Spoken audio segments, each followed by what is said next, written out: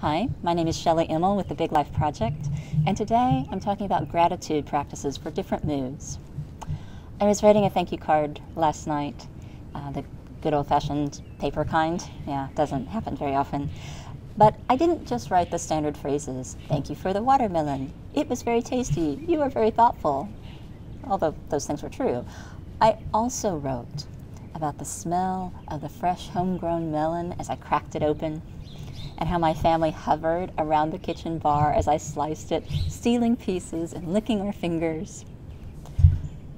Sharing those moments with the gift giver made me feel grateful all over again, which made writing the card the gratitude practice it could be, instead of just another check off my to-do list.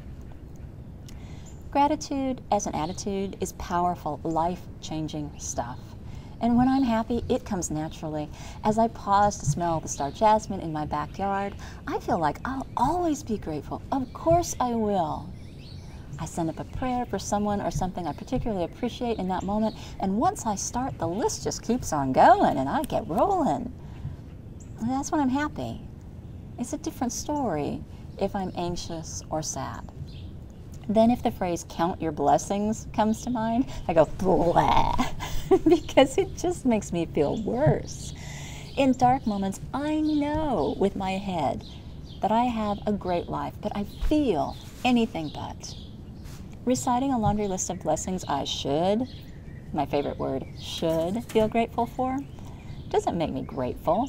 It just piles on the guilt for not appreciating what I have. The truth is, if I feel that bad, I need a little space to feel bad, just long enough to acknowledge and respect how crappy I feel and that that's okay. And then I can start to try letting it go. And I don't do that via should. I do that by digging deep into something that's the biggest, juiciest thing I can think of at that moment. I have several of those in my life, but for this example, we'll use my husband. Tom takes care of me without making a big deal of it.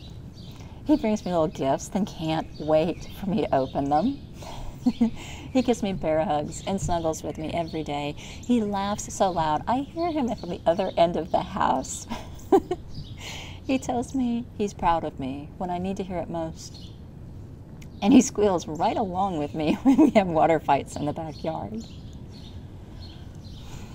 Reliving those moments, comfort and eventually gratitude slowly return. And that's what I need to stop a downward slide, something I can hold on to, something deep enough to re-anchor me in my life at its best, the life I want to get back to. So that's my hard times gratitude practice. Almost anything works when I feel happy, but when I'm not happy, I give myself permission to feel bad for a short time. Then I dig deep into one of the biggest, juiciest things in my life. And as comfort and gratitude begin to flow, then I can find my way back to center. So that's what works for me in a hard time. I'd love to hear about one of your gratitude practices. Leave me a comment. And thanks for listening.